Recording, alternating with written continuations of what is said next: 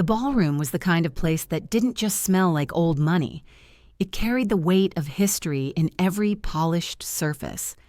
Chandeliers hung in tiers of crystal firelight above the crowd, throwing warm gold across white tablecloths that looked like they'd been pressed by hand only moments before. The floor beneath our feet gleamed as if it had been waxed for the sole purpose of impressing the dignitaries in attendance tonight. It was the annual Founders' Banquet at the Capitol Officers Club, a night where the military elite gathered in a haze of formality, honor, and quiet competition. Everyone who walked through those oak-paneled doors carried themselves like a chapter out of a history book. Uniforms glinted with medals. Gowns swept the floor like they were made for a state dinner. And for the first few minutes, I was just another figure blending into the crowd. I had arrived quietly, dressed in a simple navy evening gown, the kind that looked appropriate but didn't scream for attention. My hair was pinned in a sleek twist, a style I'd worn countless times for both official functions and high-security briefings. I took my seat at a round table near the back of the room, the table where my extended family sat. It should have been a comfort, sitting among relatives I'd known my entire life. But family, I've learned, can be the place where you feel most alone. I had just set down my clutch on the table when I caught the sound of my cousin's voice, the sharp, amused tone she used when she thought she'd scored a private joke. "She's just the +1, she said, leaning toward the man sitting next to her. Her words weren't whispered. They were pitched at that perfect conversational volume where she could claim innocence if I reacted, but still ensure that everyone within a 2-seat radius heard it. A slow, deliberate sip of wine followed her remark, her eyes sliding toward me for just a fraction of a second, long enough to confirm that yes, she knew I'd heard. I didn't flinch. Years of practice kept my expression steady. If she wanted to see a crack, she wasn't going to get one. The man she'd addressed, her latest boyfriend, I think, a lawyer or maybe a junior officer in some supply branch, chuckled politely, like it was his job to go along with her humor. The sound was thin, forced. Even he seemed to recognize the cruelty behind the joke. I sat back in my chair and let my gaze drift across the room, pretending I hadn't noticed. But inside, the words landed like a pebble dropped into a deep, still pool. The ripples reached places most people would never see. The +1. That was the role she'd assigned me. Not a person with a name, not someone with her own life or accomplishments. Just an accessory, a decorative figure to fill an empty seat. It wasn't new. My family had been assigning me roles I never auditioned for since I was a child. At one point, I was the quiet one. Later, the single one. Tonight, apparently, I was the +1. The label never mattered. The pattern did. It was about diminishing, about keeping me in a box that fit their version of the family hierarchy. The rest of the table conversation carried on without me.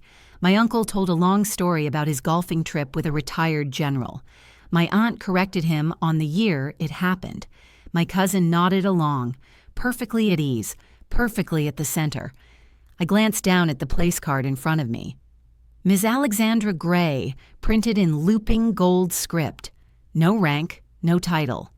Just the kind of name card you give someone who doesn't need an introduction. Or in this case, someone they assume doesn't warrant one. I could have corrected it when I checked in at the door. I could have handed over my military ID and requested they amend it to Commander Alexandra Gray, United States Navy. The staff would have done it without question, but I hadn't. Not because I was hiding anything, but because I'd stopped feeling the need to correct people who had already decided who I was. A string quartet played softly from the corner of the ballroom, their bows moving in elegant synchronization. The music drifted between tables, weaving in and out of conversation, unable to cover the undercurrent of quiet judgment that sat at mine. I felt the familiar tightening in my chest. Not anger, not sadness exactly, but that strange hybrid of both. The thing you feel when you've been underestimated for so long it stops being surprising. I reached for my water glass and let my eyes wander toward the head table at the front of the room. The colonel wasn't there yet. He would be soon. Punctual, always, but never early. I knew because I'd served alongside him more than once, though my family wouldn't know that. To them, he was a distant figure, the sort of man whose hand you might shake if you were lucky enough to be introduced. I let my gaze sweep the room one more time. The murmur of voices, the flicker of silverware catching the chandelier light, the small circles of laughter and familiarity. It all looked the same as it did every year, and yet tonight would not end the same way. Because while my cousin thought she'd reduced me to a role, the +1, there was another introduction waiting for her, one that would make her wish she'd chosen her words more carefully. I sat back, folded my napkin across my lap, and took another sip of water. My face was calm, my posture relaxed, but somewhere deep inside, a quiet satisfaction stirred. She didn't know it yet, but before the night was over, I would not just be a name on a place card at the back of the room. I would be someone she, and everyone else in this room, would never forget. If you'd asked my family to describe me at any point in my life, the words would have changed. But the underlying sentiment wouldn't have. In my early teens, I was the quiet one. Not shy exactly, but the one who didn't command the room the way my cousin Melissa did. She was born with a spotlight over her head, or at least that's how everyone acted. Family reunions, holiday dinners. If Melissa walked in, conversation shifted toward her like metal to a magnet. When I hit my 20s, I became the single one. The comments always came wrapped in false concern. Haven't met anyone yet? Oh, you're just so focused on your career. They'd share knowing glances like my independence was a temporary detour, something to be corrected as soon as possible. And now? Apparently, I'd been upgraded, or downgraded, depending on your view, to the +1. The label might have been new, but the pattern was not. I could chart my life in moments of casual dismissal from the people who were supposed to know me best. It wasn't the big fights or shouting matches. It was the small things, the offhand remarks, the way my achievements were acknowledged with a nod, while Melissa's were toasted with champagne. One memory floated to the surface as I sat at that round table in the back of the banquet hall, a family barbecue when I was 17. Melissa had just made the cheerleading squad. A local paper had even run her picture. My uncle brought a stack of copies and handed them out like commemorative stamps. She basked in the attention, and I didn't begrudge her that. But that same week, I'd been accepted into a competitive summer program for young engineers, one of only a dozen spots in the entire state. I'd worked for months on my application, poring over essays and building small prototypes to prove I belonged there. When I told my parents at that barbecue, they smiled, said, "That's great, honey," and then drifted back to the grill, where my uncle was telling everyone how Melissa's photo was on page 2. No one asked me what the program was. No one asked what I'd be working on. It was like I'd spoken into the wind. Years later, during my commissioning ceremony, my parents sat in the third row, beaming, but not for the reason I thought. That evening, at the family dinner, my father made a toast to Alex, our very own officer, though I still say she should have gone for pilot. Everyone laughed. It wasn't cruel, but it was telling. My chosen path wasn't quite right in their eyes. Not quite enough. Melissa was there, too, dressed in a designer sundress, glass of white wine in hand. She leaned over during dessert and said, "So do you just, work in an office?" I told her then that I'd be working in naval intelligence, supporting operations overseas. She nodded politely, eyes already scanning the room for someone more interesting to talk to. That was the thing about Melissa. She never had to be deliberately mean. She could dismiss you without breaking a smile. She had a gift for it, like some people have perfect pitch. Over time, I learned to stop handing them pieces of myself they weren't interested in holding. I didn't tell them about my deployments. I didn't tell them about the awards that arrived in plain envelopes because the missions they honored were classified. I didn't even tell them when my name appeared, without detail, on a small list of officers recognized for exceptional service in an internal Navy bulletin. I'd realized something critical. It's exhausting to keep trying to prove your worth to people committed to misunderstanding you, so I let them keep their version of me. The one who had an office job and probably spent most of her day pushing paper. And in some ways, that anonymity worked in my favor. My family had no idea what I'd done, which meant they had no idea what I was capable of, which brought me here, to this banquet hall, sitting at a table where I was once again a supporting character in someone else's story. Melissa sat to my left, radiant as ever in a red silk dress that caught the light like it had been stitched with gold thread. Her boyfriend, or fiancé, I couldn't keep track, laughed at her jokes, nodded in agreement when she recounted some minor drama at her firm as if it were international news. I caught snippets of conversation from the other side of the table. Talk of vacation plans, home renovations, Melissa's upcoming ski trip. My presence at the table was like the fork set at a place that no one's going to use. There, but forgotten. And yet, I wasn't angry. Not anymore. I'd long since stopped expecting a sudden epiphany from them, some great shift where they'd recognize me for who I really was. But that didn't mean I didn't notice. Every slight still registered, like tally marks on an invisible ledger. Melissa's little +1 comment had been just another mark. But tonight, for the first time, I wasn't going to leave the table with the balance against me, because what Melissa didn't know, what none of them knew, was that my name was in the program for tonight's event. Not under guest, not buried in the list of attendees, but in the section marked special recognition. And when that moment came, it wouldn't be me standing up to tell them who I was. It would be someone whose voice carried the kind of weight no one in my family could ignore. I glanced toward the head table again. One chair still sat empty. The colonel was coming. And when he spoke my name, the ledger would flip in a way they'd never see coming. If you grow up in a family where rank, literal or symbolic, determines value, you learn early where you stand. And in my family, Melissa stood at the very top without ever needing to climb. It wasn't just that she was the firstborn of my mother's sister, or that she had the kind of charisma that could turn a trip to the grocery store into an anecdote worth retelling.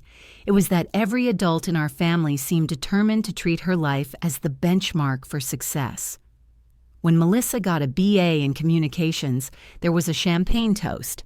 My promotion to lieutenant junior grade, achieved after years of grueling training and evaluation, earned me a polite, "Well done, Alex," before the conversation drifted back to Melissa's new apartment.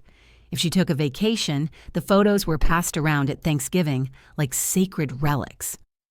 When I returned from 6 months overseas, my homecoming was quietly folded into small talk between bites of pie. And it wasn't just the older generation. My peers, the cousins who should have been my equals, fell into the same rhythm. Melissa was the gravitational center. The rest of us were satellites, useful only when we reflected her light. The irony was Melissa never had to try. She didn't push me down to lift herself up. She simply absorbed attention as naturally as breathing. People wanted to be around her, and I'd learned to exist in the space left over. But there's a dangerous comfort in being underestimated. When people decide you're not worth watching, you can move through life unseen. And that kind of invisibility has its uses. In my case, it meant no one in my family had the faintest clue what my office job actually entailed. They thought naval intelligence meant filing reports and answering emails in some safe little cubicle. They never asked questions beyond the polite surface-level ones, and I never corrected them. Part of me resented it. Part of me was relieved. Because the truth is, my job wasn't something you could explain over dinner without breaking confidentiality laws, and even if I could have told them, I doubted they'd believe it. The family narrative had already been written, and in it I was a background character. Dependable, polite, unremarkable. The kind of person you seat next to Great Aunt Lydia so she has someone to talk to about the weather. Melissa, on the other hand, was the star. She had been since we were kids. I remember one Thanksgiving when we were both in high school.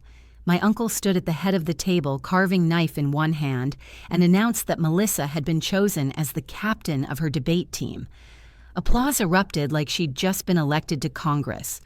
2 seats down, I sat quietly with a scholarship letter from a prestigious STEM summer program folded in my pocket. I'd been meaning to tell them. But as the meal went on, the conversation spun around Melissa, her plans, her upcoming competitions, the trip the team would take to D.C. By the time the pumpkin pie arrived, my news felt like an afterthought even to me. That night, I slipped the letter back into my bag and never mentioned it. Moments like that were the building blocks of the wall between us. Every year, added more bricks, an unspoken barrier that kept them from seeing me and me from showing them who I was. Now, sitting at this banquet table, I could see that same wall reflected in their eyes. It was in the way Melissa's boyfriend smiled politely at me without any real curiosity. In the way my uncle nodded to me in greeting, but immediately turned his attention back to Melissa's story about her firm's holiday party. To them, I was here because someone had invited me. Melissa was here because she belonged. But the funny thing about walls?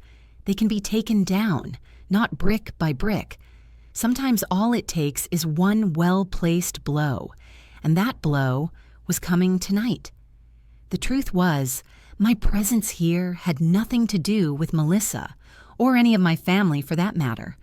I'd been invited by the Colonel himself. Colonel Anderson wasn't a man who wasted invitations. I'd served under his command twice, both times during operations where the stakes weren't measured in medals or press coverage, but in lives quietly saved and disasters silently averted. He was a strategist to his core, the kind of leader who could spot both an enemy's weakness and an ally's strength from a mile away.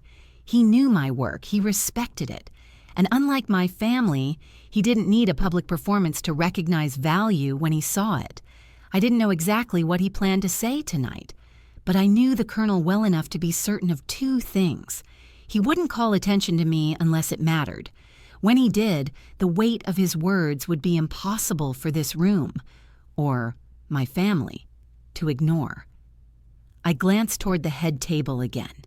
The empty chair was still there, but the program on the podium in front of it was open to a page I knew by heart. Special recognition. Commander Alexandra Gray. They didn't know it yet, but the story my family had been telling for years, the one where I was a quiet supporting character, was about to be rewritten in real time. And Melissa, she'd have the front row seat she never expected. When people hear the words naval intelligence, they usually picture something sterile. A gray office with cubicles, a coffee pot in the corner, maybe a few framed commendations on the wall. If you asked my family, they'd imagine me sitting behind a desk all day, drafting reports that no one important would ever read. In their minds, I was a glorified secretary to people who did the real work. They couldn't have been more wrong. The truth is, my office doesn't even look like an office. It's called the Tank, a windowless, high-security operations room buried so deep in a classified facility that you can't get cell reception if you tried. The air is cold and dry, filtered and recycled to keep the temperature perfect for the rows of servers humming behind locked doors. The lighting is dim, the walls lined with monitors that stretch in a glowing mosaic from one end of the room to the other. From those screens, you can see the world. Live satellite feeds, encrypted communications, heat mapping overlays, maritime radar sweeps, all layered together in a shifting puzzle of color and data. It's not about watching everything. It's about knowing exactly what to watch and when. I still remember one particular night that crystallized everything my family would never understand about what I do. It was a Tuesday that bled into Wednesday. I'd been on shift for 12 hours when the alert came in. A commercial freighter in the Gulf of Aden had stopped transmitting. No distress call, no scheduled maintenance. just silence. Minutes later, satellite images confirmed what we suspected. Armed skiffs circling the vessel, men with rifles boarding the deck. We didn't have hours to react. We didn't even have one. The on-scene commanders needed intelligence, now, to make a decision that could save or cost dozens of lives. I was the lead analyst on shift. My voice in their ear was the one they'd follow. On my primary screen, a grainy infrared feed tracked the movement of hostages. 12 crew members forced to kneel near the bow. Another monitor showed the heat signatures of the armed boarders, 7 total spread out in defensive positions. Then a third feed, a radar overlay, showed something new. A small blip, moving fast, closing in from the southeast. It wasn't on the shipping manifest. It wasn't broadcasting any identification. "Unknown vessel approaching," I said into my headset, my tone clipped, controlled. "Possible reinforcement for the boarding party." Within seconds, another analyst pulled up thermal imaging. 6 more armed men crouched in the low hull. They were setting up an ambush, waiting for our rescue team to make a move before closing the trap. "Abort boarding," I said. "Hold position. Maintain visual on the freighter until we can confirm the secondary vessel's intent." I knew every second we delayed increased the risk to the hostages, but a rushed assault into a coordinated ambush? That would end in body bags. For 20 tense minutes, we tracked the situation, adjusting our strategy in real time. When the secondary vessel finally peeled away, we gave the green light. The rescue was clean. Every crew member survived. When it was over, there were no headlines, no interviews, no mention of the intelligence work that had shifted the balance from disaster to success. And I didn't mind, because for me, the satisfaction wasn't in the recognition. It was in knowing I'd done my job, that my decisions had saved lives. Still, there's a strange irony in living a double existence. In the tank, my voice can move warships and halt military operations mid-stride. But at the Thanksgiving table, my family will interrupt me mid-sentence to ask Melissa about her vacation plans. They don't know about the classified commendations stored in a locked cabinet in my apartment. They don't know about the quiet closed-door thanks from commanders whose teams made it home because of decisions I made in the dark, miles away from the fight. And because they don't know, they don't value it. Which is why Melissa can sit across from me at a banquet and say, she's just the +1, without the slightest awareness of how ridiculous she sounds. It's not malicious, it's ignorance. The kind that calcifies over years into something harder to chip away than outright hostility. But ignorance has a way of shattering when it runs headlong into truth. And tonight, truth was on the guest list. I glanced again at the head table. The empty chair had been filled. Colonel Anderson was here. He stood for a moment near the podium, scanning the room with that slow, deliberate sweep that takes in everything without seeming to look at anything in particular. Even from here, I could tell when his eyes landed on me. There was the faintest tilt of his head. Not a greeting exactly, more like an acknowledgement between people who've shared things no one else in the room could possibly understand.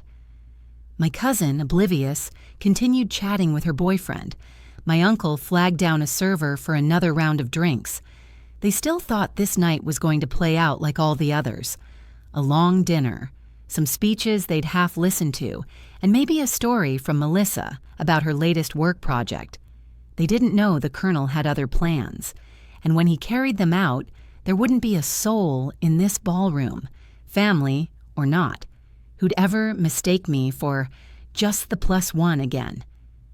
Colonel Anderson was not the sort of man you could miss in a room, but not because he was loud or demanding. Quite the opposite. His presence was a slow tide you felt before you realized it had risen around you. He was tall, lean, the kind of fit that comes from decades of military discipline rather than gym vanity. His hair had gone steel gray in the years I'd known him, and there were lines at the corners of his eyes, not from smiling too much, but from scanning horizons, squinting at maps under dim light and watching people long enough to know exactly when to speak and when to wait. The first time I worked under him was during a joint NATO intelligence exercise in the Mediterranean. It was one of those assignments that looks like training on paper, but in reality is an operational powder keg.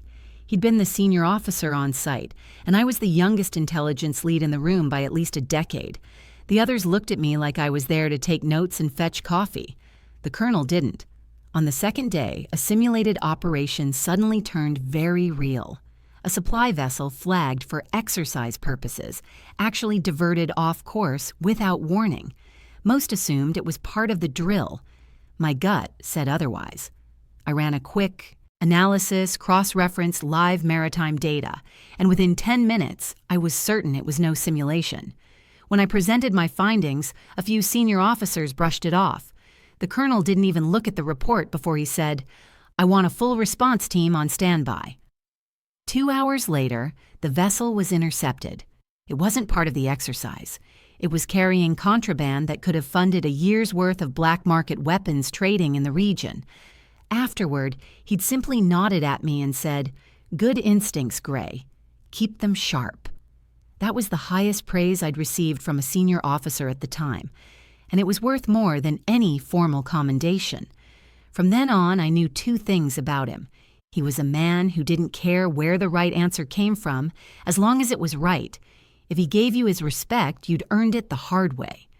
We crossed paths several more times over the years, always in operations that would never see the light of day in public records. Once in the Pacific, once in Eastern Europe, and most recently, in a Middle Eastern port city that won't appear on any map you can buy. He had a way of making you feel both protected and entirely responsible for your own decisions. A rare balance in military leadership. It wasn't warmth exactly. It was faith. And now, here he was, stepping up to the head table of the Capital Officers Club, shaking hands with dignitaries, greeting old colleagues.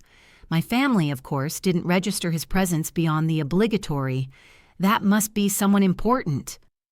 Melissa's boyfriend glanced toward him with polite curiosity, then went back to telling her about some case he was working on. My aunt leaned over to ask me if the chicken or the beef was better at these events. They had no idea that the man at the head of the room had probably read more classified reports with my name in the header than anyone else alive. From where I sat, I could see his eyes sweeping the tables. When they reached mine, there was the faintest flicker. Not a smile, but something that acknowledged me and me alone. That was the colonel's way. Acknowledgement without fanfare. Still, I knew something about him the others didn't. He wasn't a man who made public gestures unless he intended them to land with precision. If he spoke my name tonight, it wouldn't be idle flattery. It would be a deliberate act, the kind that reshapes a room. I took a sip of water, the condensation sliding cool against my fingers. I felt that strange mix of anticipation and calm. The same feeling before a major operation when the pieces are all in place, but the order hasn't been given yet. Melissa was still the center of attention at our table, recounting a story about some charity gala she'd attended, her voice pitched to carry just enough to draw in nearby listeners. The +1 comment still hung in the air for me, unacknowledged, unanswered. But I didn't need to answer it, not directly, because soon enough, Colonel Anderson would do it for me, and when he did, there wouldn't be a glass of wine in this room that wouldn't tremble in its stem. For now, I stayed exactly where I was, letting Melissa have her moment, letting my family keep their comfortable illusions, because the truth, my truth, wasn't just going to slip quietly into the conversation tonight. It was going to stand at the podium under the bright light with a voice that could command silence from 1,000 yards away. And when that happened, no one, not Melissa, not my uncle, not a single person in my family, would ever look at me the same way again. Dinner service had just begun, and the steady clink of silverware against china filled the spaces between conversations. The room was alive with low laughter, the occasional burst of applause as old friends spotted one another across tables, and the faint strains of the string quartet in the far corner. At our table, the energy was entirely self-contained, Melissa's orbit in full swing. Her boyfriend was leaning in, elbows on the table, like every word she said was a rare gem. My aunt and uncle nodded along with familiar smiles, the kind you wear when you already know the punchline but still want to play the part of an engaged audience. Melissa reached for her wine, glanced around at the crowd, then said, "Events like this are so fascinating. Everyone here is someone, you know? Generals, diplomats. It must be wild to just show up and be part of it." Her eyes flicked toward me for half a second before she looked back to her boyfriend. It was a master class in the art of the veiled jab, subtle enough to deny if confronted, pointed enough that I knew exactly where it landed. "Must be nice," her boyfriend said with a smirk, tagging along without the stress of actually working these things. The table chuckled, not maliciously, just in that awkward, go-with-the-flow way people laugh when they think they're supposed to. I smiled faintly, because that's what years of practice had taught me to do. I didn't look down, didn't fidget, didn't give away the flicker of heat in my chest. I simply reached for my water glass and let the moment pass in silence. Melissa, sensing she had the room, launched into a story about her firm's recent charity auction, complete with exaggerated details about a bidding war over a painting. My uncle interjected with a question about her next vacation. My name didn't come up once. I let my eyes drift past the table, scanning the room as if I were simply bored with the conversation, which in a way I was. My gaze found the head table again.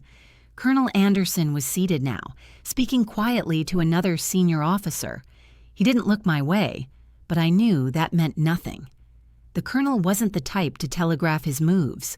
When the main course arrived, chicken glazed in something delicate and French-sounding, my aunt turned to me and asked, "Alex, do you still have that, what is it, office position with the Navy?" It was almost endearing how little effort she put into remembering the details. "I'm still in naval intelligence," I said evenly, cutting into the chicken. "That must be so safe," she said, with the kind of tone people use when they're trying to make a compliment out of an insult. "No dangerous deployments, no late nights away from home, right?" I thought briefly of the countless nights I'd spent in windowless rooms on foreign soil, the constant hum of encrypted comms in my ear, the sound of my own voice giving coordinates that could mean the difference between life and death. I thought of the Red Sea, of Eastern Europe, of a place whose name I couldn't say out loud to anyone at this table. But all I said was, "Something like that." Melissa leaned in just enough to catch my aunt's ear. "She's lucky," she said, not even bothering to lower her voice.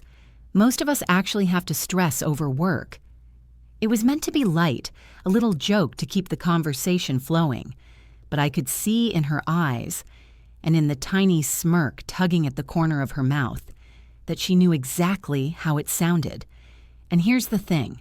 A few years ago, I might have let that burrow under my skin for the rest of the night. I might have replayed it in my head during the drive home, wondering why I didn't say something sharper, why I didn't stand up for myself. But tonight, I didn't feel the familiar weight of helplessness. I felt patience, because I knew what was coming. I cut another piece of chicken, chewed slowly, and listened as the master of ceremonies tapped the microphone at the podium, calling for the first round of remarks. The room quieted, a ripple of attention moving forward toward the head table. Colonel Anderson set down his fork, wiped his mouth with a napkin, and stood. The conversations at the tables faded to silence. Even Melissa stopped mid-sentence. All eyes were on the podium now, including mine.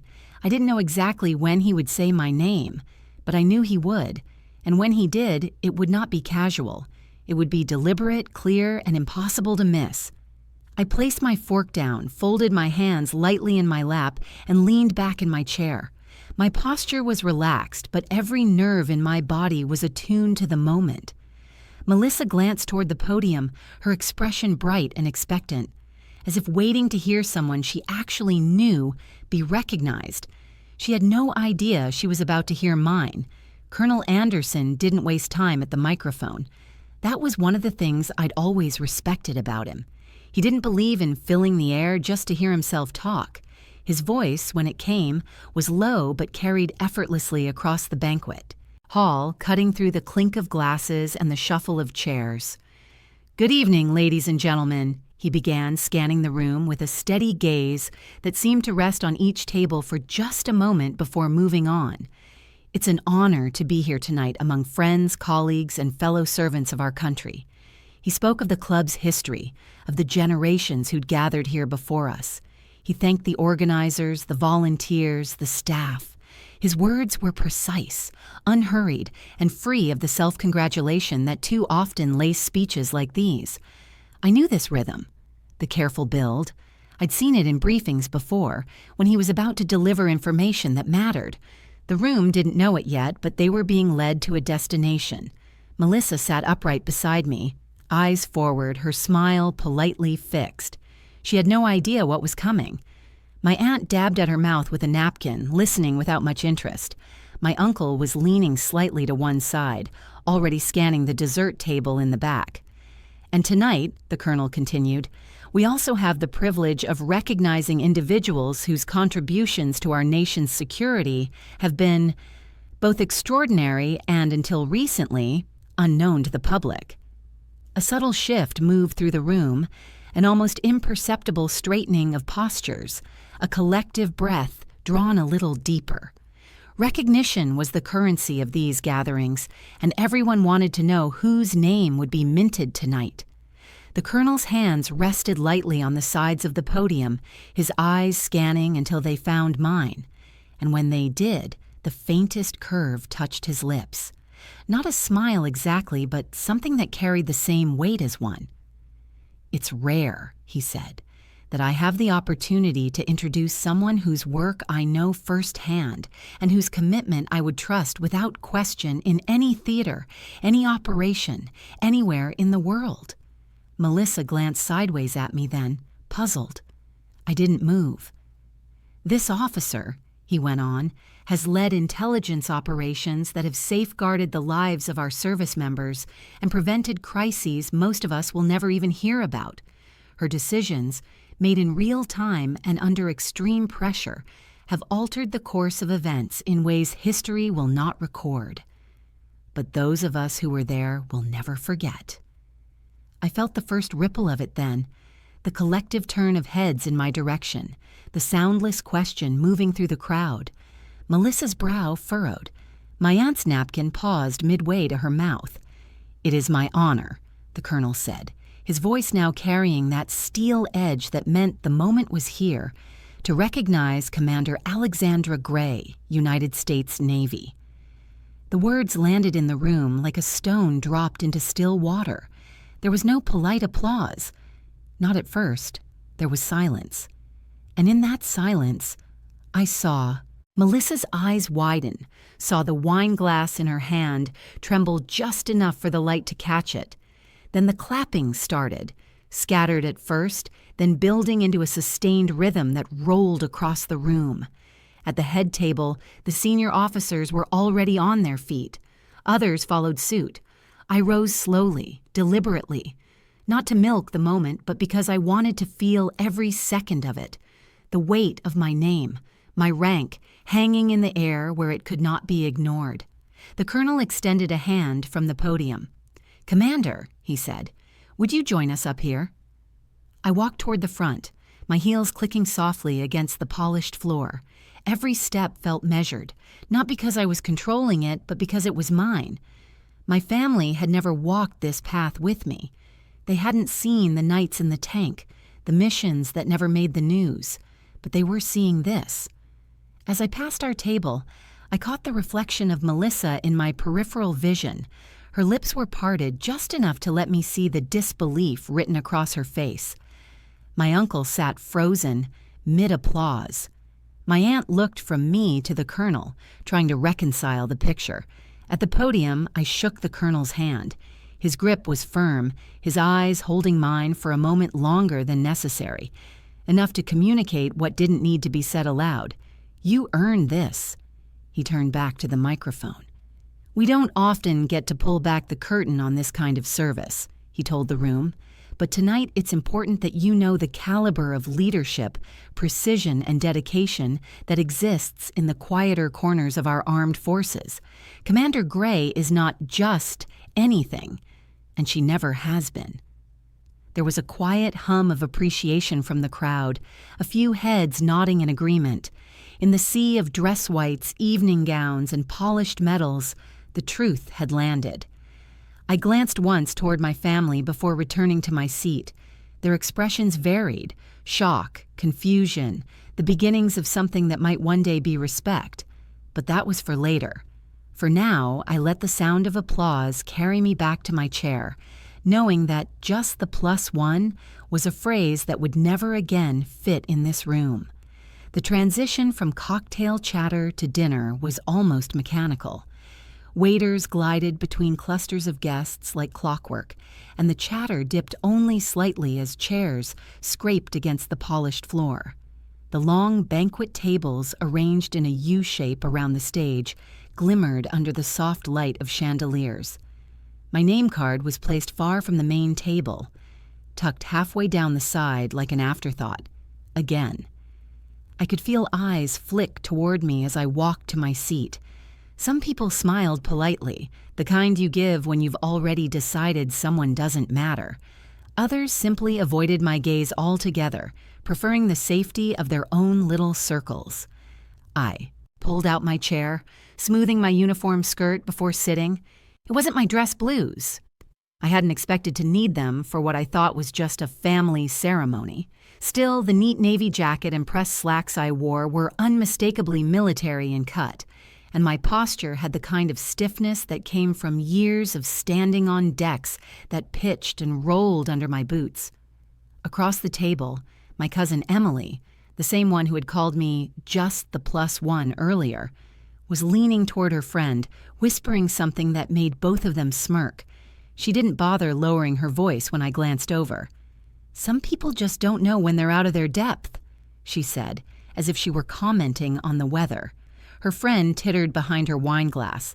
I felt a hot spark in my chest, but I kept my tone neutral. "Still whispering, Emily. Thought you'd have grown out of that in high school." Her smile faltered for a second, just enough to feel like a small win. But she recovered quickly. "Oh, I'm just making conversation, since you don't really know anyone here." I almost laughed. If only she knew how many high-ranking officers I'd been in rooms with, and how often I'd been the one they deferred to. If only she knew the places I'd been, the storms I'd weathered, both literal and otherwise. But Emily's world was small, comfortable, predictable. The waiters began serving plates, the clink of cutlery against china punctuating the background hum of conversation. I let the rhythm of it settle me, focusing on my breathing, letting my mind drift. I thought of my crew, of the younger officers who looked up to me, of the moments when leadership wasn't about orders but about steadying someone's hands before a critical maneuver. And yet here I was, being measured and dismissed over seating arrangements and whispered insults. The evening program unfolded with predictable pomp. There were speeches, light, shallow remarks about family unity and cherishing our roots. My brother's friends told a few stories, all carefully curated to be amusing but harmless. His commanding officer took the mic, delivering a short but warm toast to his dedication and service. I noticed the subtle omission. No mention of me, no acknowledgement that military service ran deeper than just my brother in this family. I sipped my wine slowly, every so often catching someone staring when they thought I wasn't looking. I wasn't imagining it. There was a tension in the room, a kind of unspoken question floating around. I could almost hear them asking themselves, "Why is she here?" Halfway through the main course, my brother finally came over. He placed a hand on my shoulder, smiling for the benefit of nearby onlookers. "Everything okay?" he asked. I nodded. "Fine. You?" He hesitated, just for a fraction of a second, before answering. "Yeah, just making sure you're comfortable." The words were kind enough on the surface, but there was a guardedness to them, almost as if he was keeping me contained, making sure I didn't stray too close to the spotlight. I wondered if he had heard Emily's comment earlier, or if he simply assumed I didn't mind being sidelined. As he moved on, I watched him greet guests with that easy charm he'd perfected. The same charm that made him well-liked in every port. He was always the people person, the one who could adapt to any crowd. I'd been the one who took the harder road, less visible, more grueling, but no less important. I caught sight of Colonel Abrams near the main table. His posture was unmistakable, upright, crisp, with that quiet command presence that drew eyes without effort. He was engaged in conversation with my brother's CO, but his gaze shifted suddenly, landing on me. And then it held. There was a flicker of recognition. My fork paused mid-air. It had been years, deployment after deployment, but I knew that look. It was the look of someone who knew exactly who I was. The moment broke when a round of laughter erupted from the far end of the table. The colonel's attention was pulled away, but not before he gave a small, almost imperceptible nod in my direction. My pulse quickened, though I couldn't explain why. Something told me that this night, so far defined by quiet humiliations, was about to shift. It wasn't pride that stirred in my chest. It was something sharper, heavier, a feeling I'd learned to trust, because sometimes the smallest nod is the signal that everything's about to change. The music dipped into a softer melody, a slow jazz tune that seemed to lull the room into a more intimate mood. Waiters glided through the crowd with trays of champagne, and the golden light from the chandeliers painted everything in a warm, almost cinematic glow. I had just stepped aside to let a young couple pass when I noticed him, Colonel Barrett, speaking quietly with the event's MC near the podium. He was dressed in his formal military attire, his posture impossibly straight, his eyes scanning the room like he was assessing a battlefield. My cousin Madison was still nearby, laughing in low, snide bursts to a small group. I caught fragments. She's barely even family. Just a +1. Doesn't belong here. Their expression shifted between smug amusement and fake concern. I felt the familiar tightening in my chest, the same one I'd experienced countless times growing up in a family that loved hierarchy more than love itself. I was ready to excuse myself entirely, perhaps go wait in the lobby until the evening wound down, when I noticed the colonel's gaze land on me. It wasn't just a glance, it was a recognition, a flicker of something sharper, something knowing. He murmured something to the MC, who immediately adjusted the microphone stand. The room began to hush, the music fading to nothing. The lights didn't dim, but somehow it felt as though every beam shifted toward the stage. Conversations trailed off mid-sentence. Madison's smirk faltered as her head turned toward the podium. "Ladies and gentlemen," the MC announced, "Colonel Barrett has a special acknowledgement before we continue." A ripple of curiosity swept the crowd. Even the bride and groom looked puzzled. I felt my heart drum against my ribs, unsure if I should stay rooted to the spot or take a discreet step back. The colonel took the microphone with a steady hand, his voice carrying the kind of authority that silences without force. "It's not every day," he began, "that we are in the presence of someone whose service, dedication, and leadership have saved lives and shaped futures. Tonight, I want to personally welcome a guest of honor, a woman I've had the privilege to serve alongside. Commander Gray." For a heartbeat, I didn't realize he meant me. Then his eyes locked with mine and the air seemed to tilt. My name, or rather my title, rang out across the room like a bell. Conversations that had been paused now froze entirely. Every head turned in my direction. Madison's champagne glass slipped from her fingers and shattered softly against the carpet. I felt the heat rise to my face, a strange mixture of pride and disbelief. The colonel continued, detailing, not in an overblown theatrical way, but in a measured, reverent tone, the mission where I had taken command during a critical evacuation overseas, how my decisions had prevented civilian casualties, how my mentorship had shaped younger officers, himself included. His words didn't inflate me, they grounded me. Each one was a reminder of a past I rarely spoke about in these family settings, partly because no one had ever asked. There was a moment when he paused, scanning the audience before adding, "I've served with many fine people in my career, but Commander Gray is in a league of her own. We are honored, truly honored, to have her here tonight." The applause began tentatively, as though the guests were still processing the shift in hierarchy that had just occurred. Then it built, genuine and warm. The bride's mother clapped with enthusiasm. Even the groom's father gave a slow nod. Madison stood frozen, her cheeks draining of color, her lips pressed into a hard, thin line.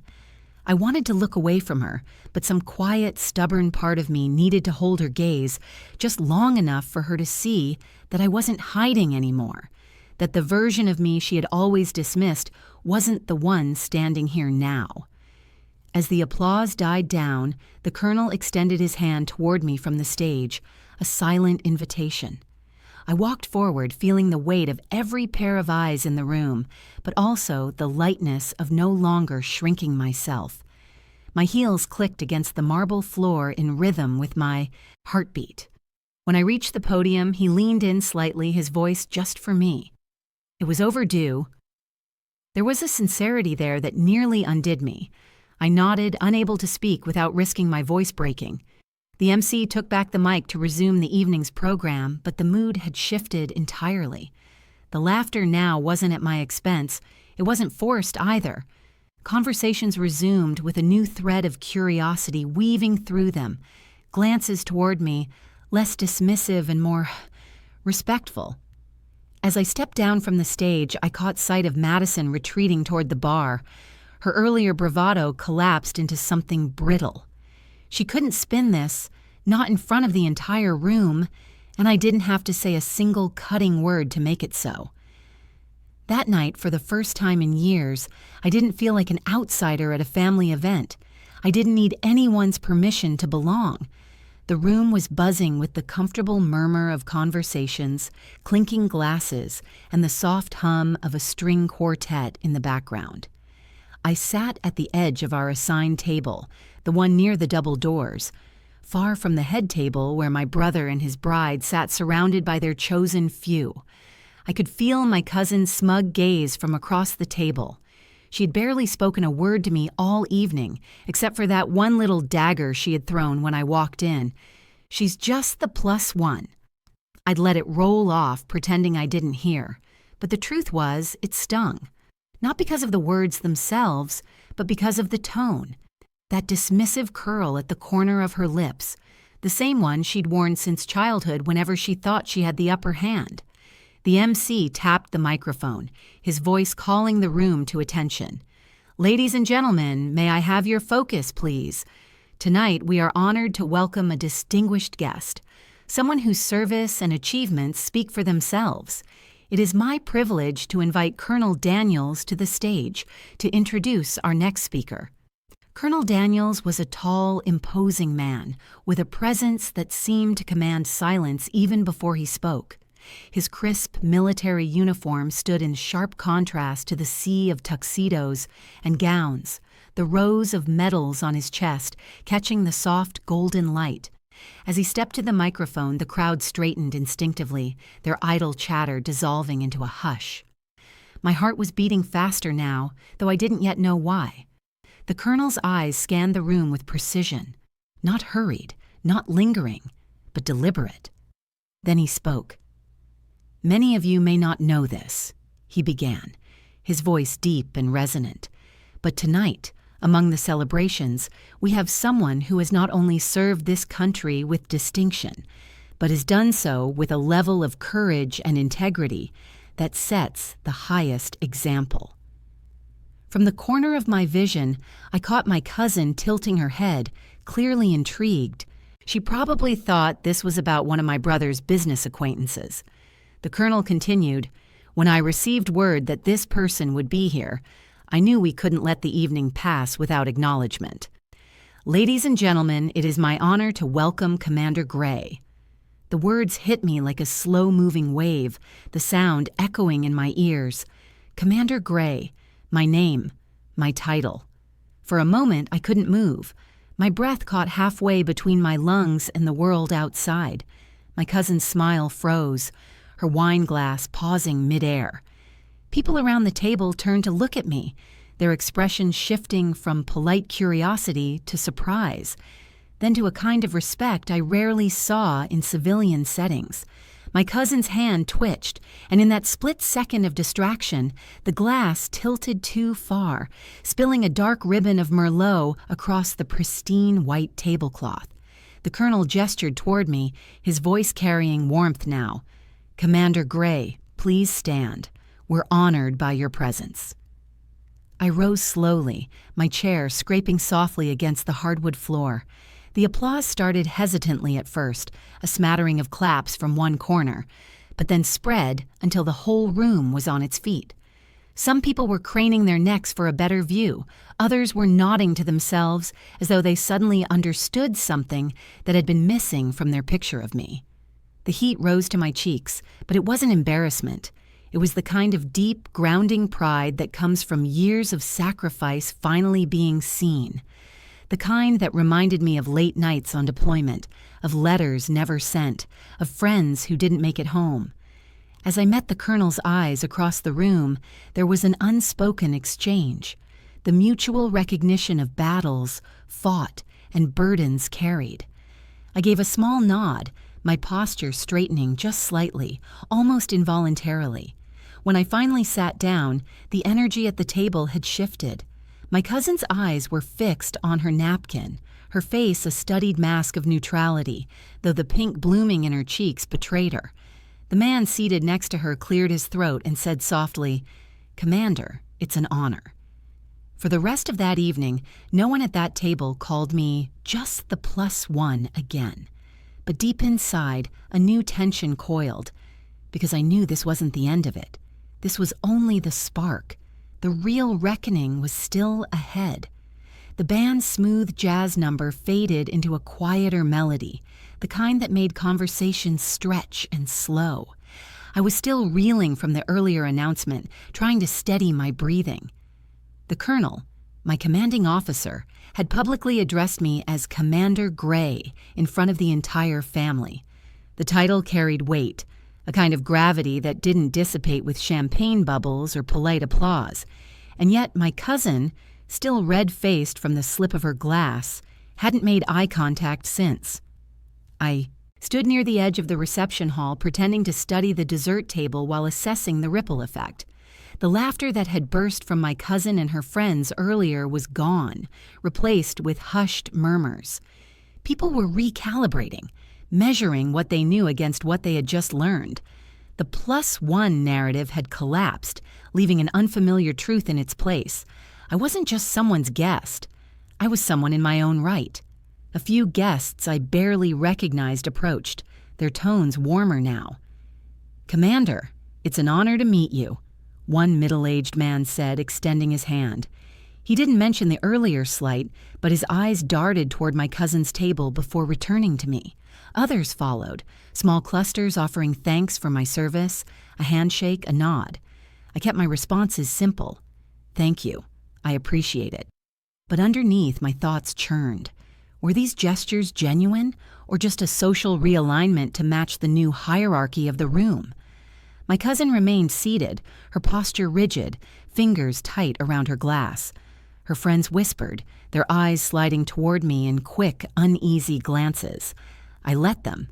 If they needed to reframe the story, they could, just as I had been forced to frame my own identity for years in spaces that preferred women to be quiet and unobtrusive. Then came the photographer, a man tasked with capturing joy, yet now unsure where to aim his lens. He hesitated near my cousin's table, then approached me. "Commander, would you mind?" he began, motioning toward the center of the room.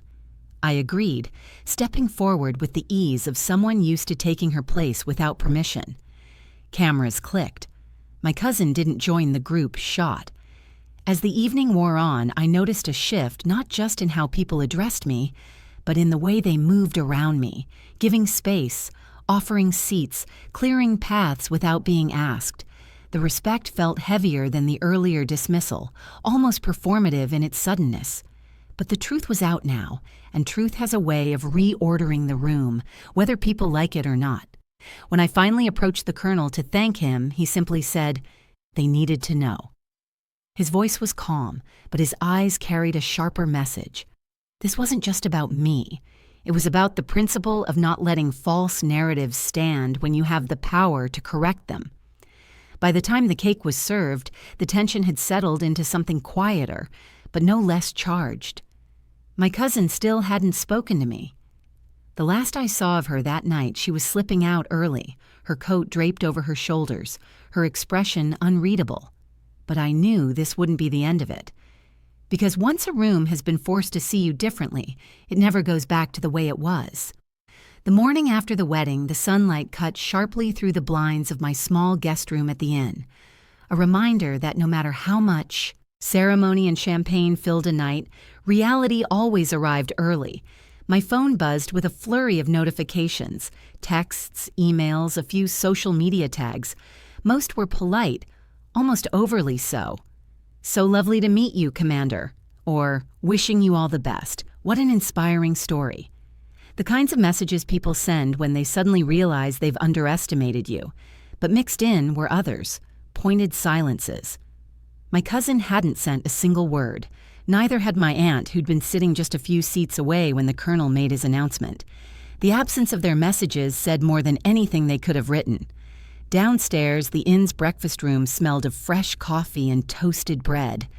I poured myself a cup and found a corner table, content to watch the morning unfold. Guests from the wedding trickled in, some offering a smile or nod.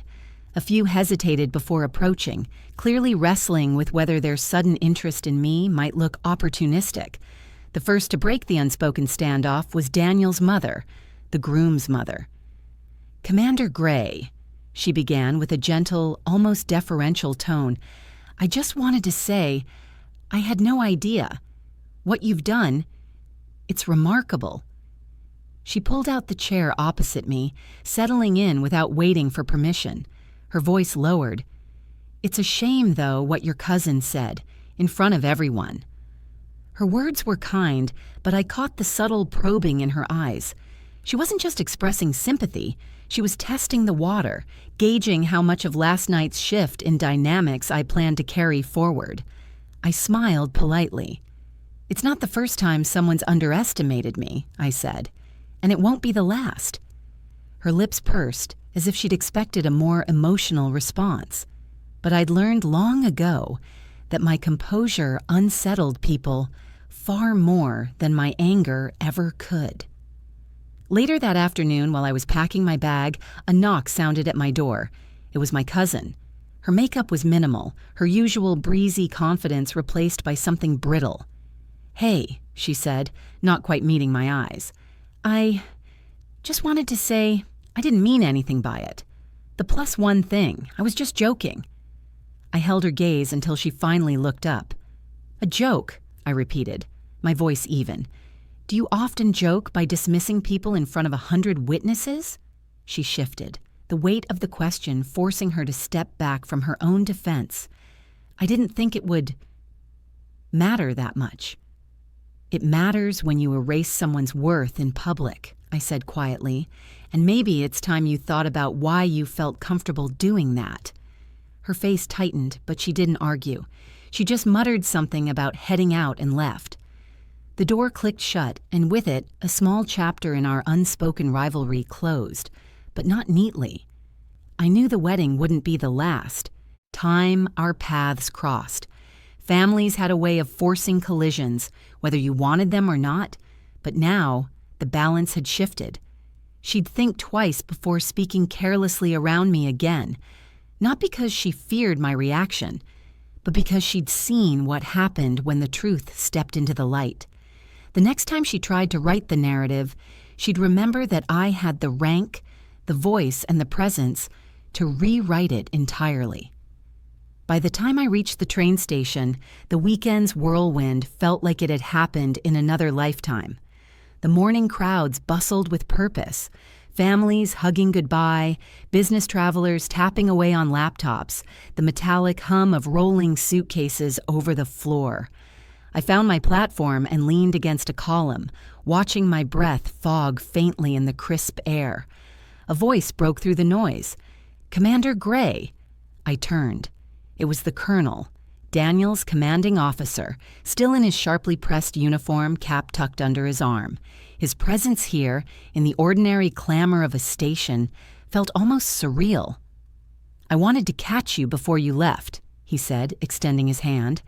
"I've been in this job a long time, and it's rare I see someone carry themselves the way you did last night, with restraint, with dignity, and with enough quiet force to silence an entire room without raising your voice." I shook his hand, the grip firm, steady. Sometimes silence says more than words. He smiled faintly. "If you ever need a recommendation, civilian or otherwise, you have mine." Then he gave a crisp nod and walked away, leaving me with a warmth that cut through the morning chill. On the train, I found a window seat and let the scenery blur into shades of gold and gray. My phone buzzed again. This time, it was a message from my cousin. It read, "I was wrong. I shouldn't have said what I said. You're more than just family. You're someone I could learn from." I stared at the words, unsure if they came from sincerity or the sting of public humiliation. Either way, they weren't an invitation to reopen the door. I replied simply, "Thank you for saying that. I wish you well." And that was enough. As the train pulled away, I thought about how many times in my life I'd been underestimated, overlooked, treated as if my value depended on someone else's perception. This weekend had reminded me of something I'd always known but sometimes forgot. Respect isn't handed out like favors. It's claimed, owned, and protected. I didn't need the wedding guests to remember my title. I didn't need my cousin's apology to validate me. I'd left that hall knowing who I was, and that was the kind of victory no one could diminish. The station faded into the distance. The rhythmic sway of the train was almost meditative. Outside, the fields rolled past like a slow exhale, the horizon stretching wide and endless. Somewhere in that quiet motion, I let the whole thing go, not because it didn't matter, but because I'd already won. Not in the way my cousin would measure, but in the way that counted for me.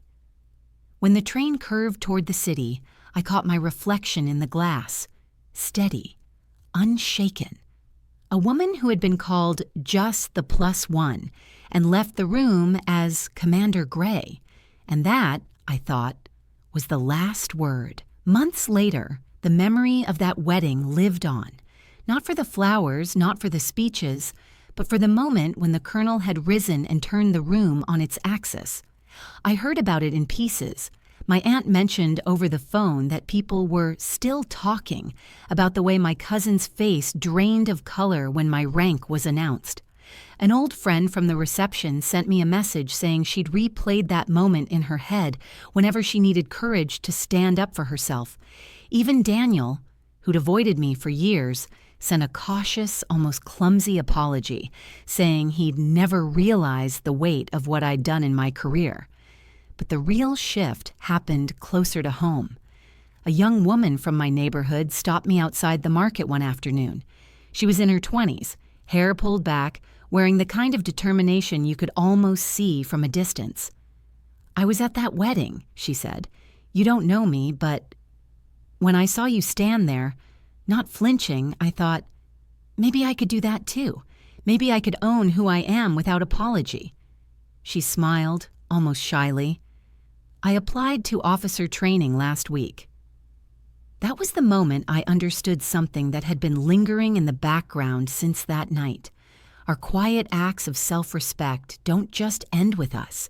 They ripple outward, landing where we least expect, taking root in people we may never meet again. The wedding had been one night, one humiliation turned inside out, but the choice to stand steady, that was the part that kept moving forward. Sometimes the world tries to write you into a role you never auditioned for, the outsider, the afterthought, the plus one. But you can step into the light on your own terms, wearing every battle scar and earned stripe, and let the truth settle over the room like a stone dropped in still water. I never needed them to rewrite their story about me. I'd already written my own.